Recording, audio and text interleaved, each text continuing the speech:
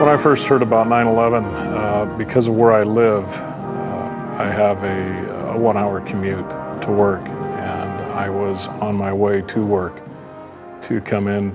At that time, I was captain of Firehouse 42 in Las Vegas. And I had a ritual, a routine that I went through every morning. Part of that was to tune in one of the morning shows on the radio to kind of help keep me awake, whatever, entertained while I went through that drive.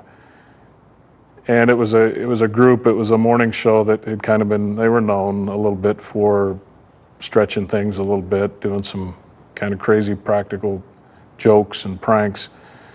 And I remember getting situated, get them tuned in, and starting that drive.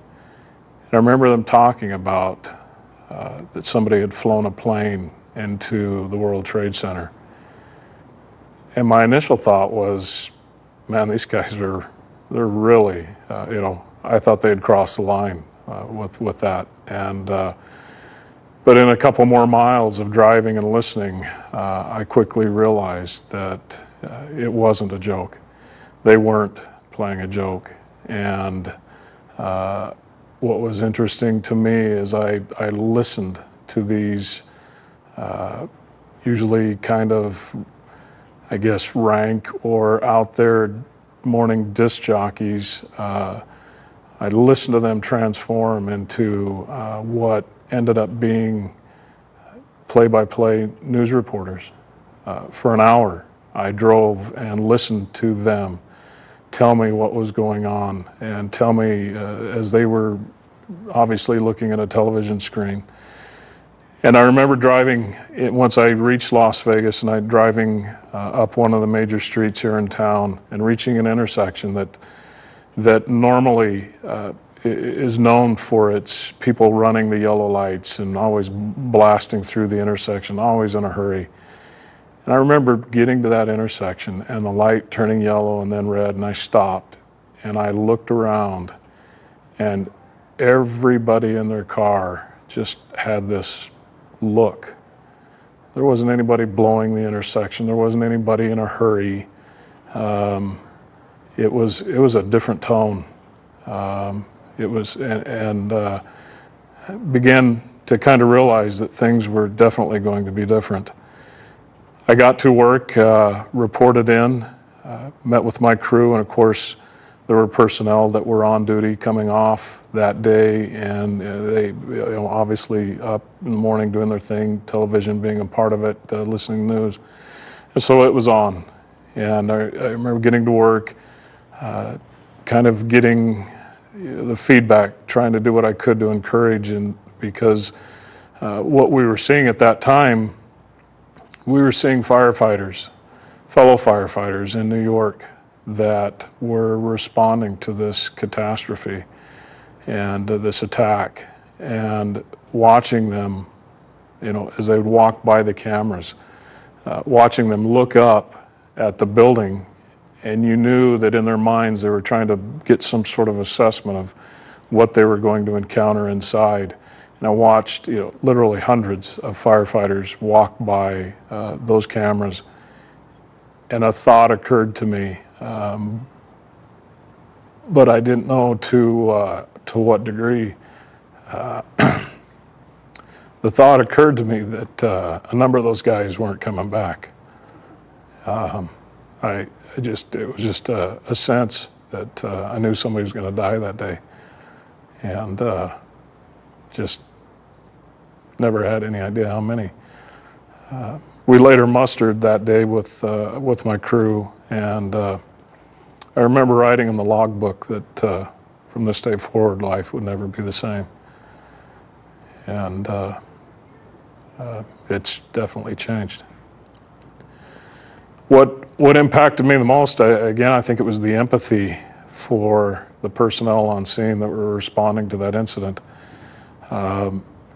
Obviously, the occupants and the families and everybody that you knew had already been impacted by what had taken place. But knowing that those guys knew, those men and women knew, that had that gear in their hand, that were preparing to ascend those buildings, whether it be by stairwell or by elevator, they had already made that decision. They'd already made up in their mind that this is big, but yet they didn't hesitate. They never hesitated. You could see the look on their face as they were walking by those news crews. You could tell that this was a significant and different day for them. For me, it started when I got to that intersection and I looked around and I saw everybody, again, instead of thinking of themselves, putting themselves first and blowing the intersection, we became respectful. We became concerned for each other. And I think it lasted for a considerable amount of time. The outpouring of support and love and admiration for everybody in public safety, but particularly locally for us as firefighters, was incredible. I never in my life would have I imagined the things that people expressed and brought by and donated baked goods, brought by and just gave them to us. I've had an opportunity to actually get to know some of these FDNY personnel. In fact, they were teaching a logistics class to us, and on their own volition, they paused and stopped, and they said, if you don't mind, let us talk to you about September 10th, who and what we thought we were, September 11th, what we experienced, and then they talked about what happened afterwards and how it was just so surreal. And so to be able to have a moment, 3 days dedicated to the memory, from the very beginning, we all cried, never forget. To some degree, a little bit in some areas, I think we have, but I think this is going to be a fantastic event to bring that back to the forefront, to make people hopefully pause and think about, just like this, what were you doing that day, and how did it change your life? It has impacted every one of our lives as we even travel about this country in a way that we no longer do.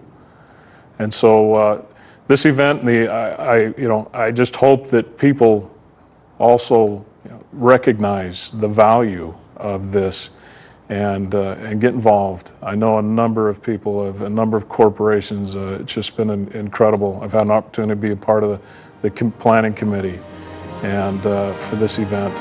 And the word is that if you're not in New York, you should be here in Las Vegas.